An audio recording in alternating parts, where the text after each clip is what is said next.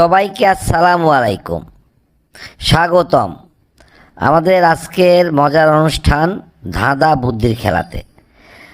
আজ আমরা নিয়ে এসেছি এমন কিছু ধাঁধা যা শুনে মাথা ঘুরে যাবে, আবার উত্তর শুনেও হাসতে হবে।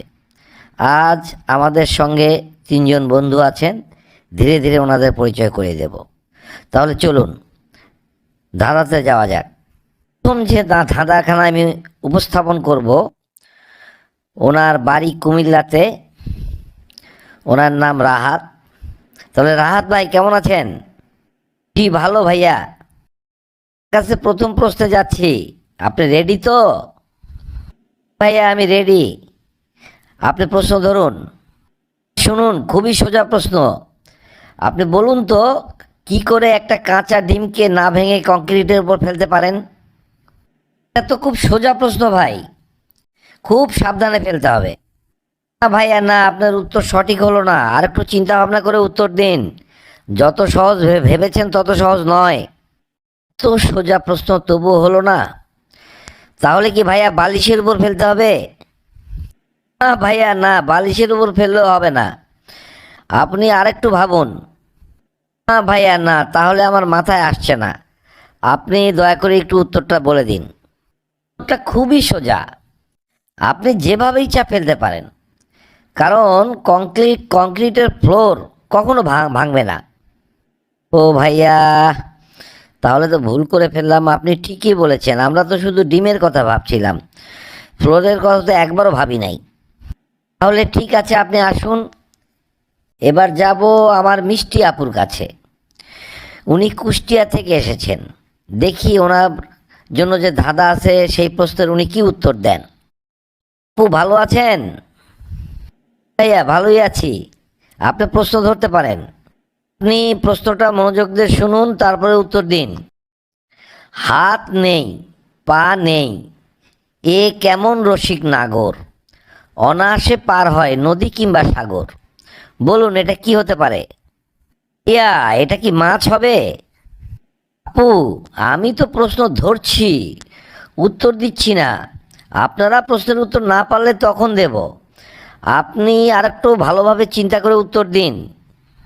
হাত নেই, পা নেই, এ কেমন রসিক নাগর, অনায়াসে পার হয় নদী কিংবা সাগর।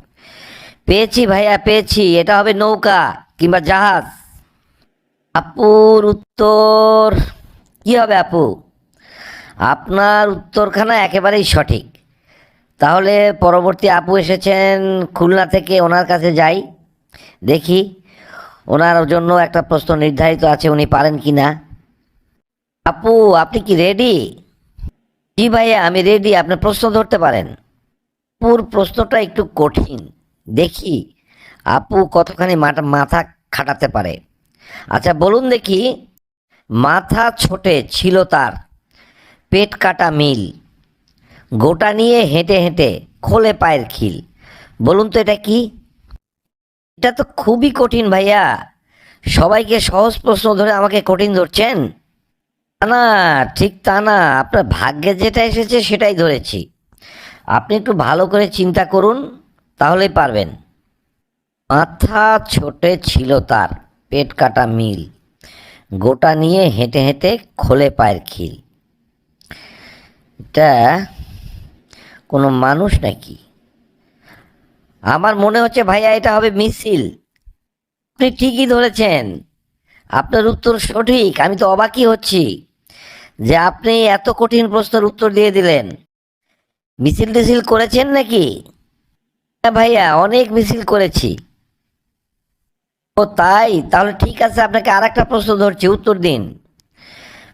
পেটটা ফেলে অল্প পেলে, পা গেলে পাও যন্ত্র, তিন অক্ষরে সবটা লেখায়, এমন ষড়যন্ত্র। বলুন তো এটা কি? হুম, এটা এটা কি বই হবে ভাইয়া? এটা বই হবে না, আপনি আর একটু চিন্তা করুন, চিন্তা করে উত্তর দিন।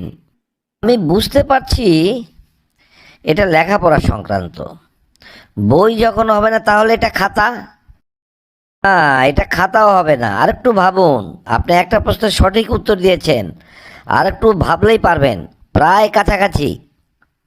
এটা ফেলে অল্প পেলে, পা গেলে পাও যন্ত্র, 3 অক্ষরে সবটা লেখায় এমন ষড়যন্ত্র।